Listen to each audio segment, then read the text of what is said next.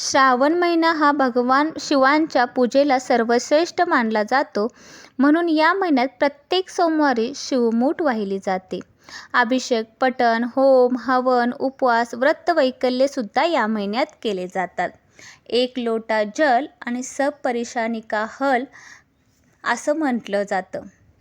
भगवान शंकरांना फक्त एक लोटा जल वाहिलं तरी आपल्या आयुष्यातील अनेक समस्या नष्ट होतात. कारण फक्त एक लोटा जलानं प्रसन्न होणारी देवता म्हणजेच आपले भगवान शंकर होय, भोलेनाथ होय. कारण त्यावरूनच त्यांचे नावही भोलेनाथ पडलेले आहे. पितृदोष असेल तर रुद्राभिषेक करावा. कारण रुद्राभिषेक केल्याने आपल्या आयुष्यात असणाऱ्या अडीअडचणी आणि पितृदोषामुळे चालू झालेले आपल्या घरातील भांडण, तंटे, वाद विवाद सर्व काही नष्ट होतं. आता हे जे रुद्राभिषेक आहे ते जर आपल्याला जमत नसेल तर तुम्ही यूट्यूबला डाउनलोड करून रुद्राभिषेक लावू शकता आणि चमच्याने तुम्ही पाणी घालू शकता. या रुद्राभिषेकाचे पाणी जर तुम्ही घरातल्या सदस्यांना दिलेत तर घरातील सदस्य जे सतत आजारी पडतात किंवा आपल्या घरातील भांडण तंटा सर्व काही नष्ट होतं. रुद्राभिषेकाचे महत्त्व श्रावण महिन्यात खूप सारे आहे. तुम्हाला जमेल तसं तुम्ही रुद्राभिषेक घालू शकता. मी येथे पाण्याने अभिषेक घालत आहे आणि हे जे पाणी आहे रुद्राभिषेकाचे ते तुम्ही घरातल्या व्यक्तींना तीर्थ म्हणूनही वापरू शकता किंवा एखाद्या बॉटलमध्येही भरून ठेवू शकता. अगदी हे पवित्र जल होऊन जातं. रुद्राभिषेक घालताना ज्यावेळी तुम्ही मोबाईलला लावता किंवा स्वतः तुम्ही नित्यसेवेच्या पुस्तकात वाचून म्हणत असता जे दिंडोत्री प्रणीत आहे त्यावेळी त्याचे जे मंत्रोच्चार असतात ते तुमच्या तोंडावाटे निघत असतात. जर तुम्हाला यूट्यूबला लावून जर रुद्राभिषेक करायचा असेल तर तुम्ही ओम नमः शिवाय, ओम नमः शिवाय, ओम नमः शिवाय असं मंत्रजाप करत करतही पिंडीला अभिषेक घालू शकता. याचबरोबर जलाने अभिषेक घातला म्हणजे फक्त पाण्याने अभिषेक घातला तर आपले मन शांत राहतं आणि जो मानसिक तणाव असतो, टेन्शन असतं ते दूर होतं आणि मनाला शांती लाभते. दुधाने अभिषेक घातला असता उत्तम आरोग्य आणि दीर्घायुष्य लाभतं. जे सतत आजारी लोक असतात त्यांनी जर दुधाने अभिषेक शिवपिंडीला घातला तर त्यांचे दीर्घायुष्य वाढतं आणि त्यांना चांगली प्रकृतीही राहते. दह्याने अभिषेक घातल्याने ऐश्वर्य, सुख, समृद्धीसुद्धा आपल्या घरी नांदू शकते. तुपाने अभिषेक घातला असता ज्ञान, बुद्धिमत्ता वाढते. मधाने अभिषेक घातला असता तर अडचणी म्हणजेच आर्थिक अडचण असते, आर्थिक टंचाई असते ती सर्व दूर होते.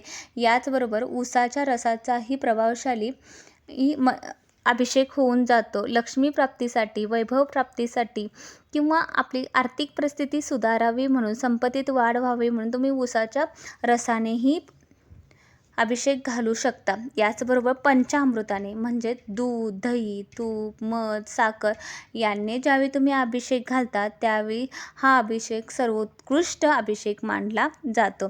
याचबरोबर काही ठिकाणी भस्माभिषेकही घातला जातो. याने मोक्षप्राप्ती होते असे म्हटले जाते. शिवपिंड ज्यावेळी तुम्ही अभिषेक घालून घेता, ज्यावेळी जलाने जरी अभिषेक घातला ओम नमः शिवाय, ओम नमः शिवाय, त्यावेळी ही शिवपिंड स्वच्छ अशी पुसून घ्यायची आहे. याबरोबर कमळगट्ट्याच्या माळेवरती ज्यावेळी तुम्ही ओम नमः शिवाय, ओम नमः शिवाय, ओम नमः शिवाय असे 108 वेळा मंत्रजाप करता त्या दिवशी तुम्हाला 108 कमळ फुले वाहिल्याचे पुण्य देखील मिळत असते. हा मंत्रजाप अगदी मनोभावे आणि शांततेने करावा. कारण ज्यावेळी आपण ओमचा उच्चार करत असतो त्यावेळी त्या ओमच्या संपूर्ण लहरी आपल्या भोवती घुमत असतात आणि त्यामुळे हा मंत्रजाप अगदी शांतपणे करून घ्यावा. त्यानंतर ज्यावेळी आपण या पिंडीला अभिषेक घालत असतो त्यावेळी पिंडीचे जे पाणी जाण्याची जी जागा असते ती नेहमीच उत्तरेकडच्या साईडला असावी. कारण उत्तरेकडे गंगा राहते असं आपलं शास्त्र सांगतं आणि 3 बोटांनी या पिंडीला भस्म लावून घ्यावा.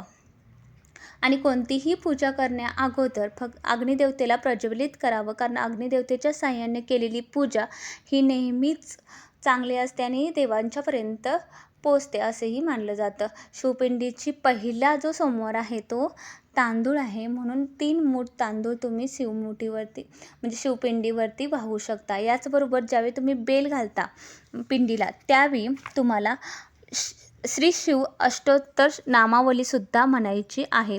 ही जर नामावली तुम्हाला नित्य सेवा स्तोत्र व मंत्र या पुस्तकात भेटून जाते. ओम नमः शिवाय, ओम महेश्वराय नम, ओम शंभवे नम, ओ पिनाकेय नम. या पद्धतीनं तुम्हाला असं म्हणत एक पान ठेवायचं, परत ठेवून द्यायचं, उचलायचं, परत ठेवून द्यायचं.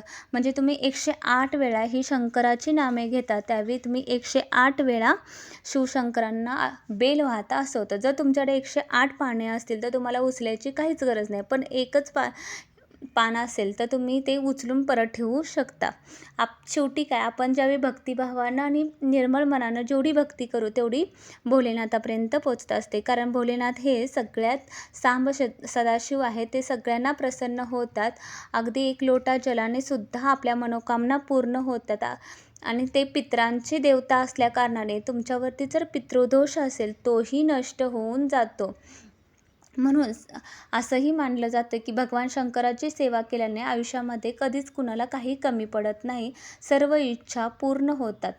तर आजचा हा व्हिडिओ तुम्हाला कसा वाटला, आवडला का? आणि आवडला असेल तर कमेंटमध्ये श्री स्वामी समर्थ किंवा ओम नमः शिवाय नक्की लिहा.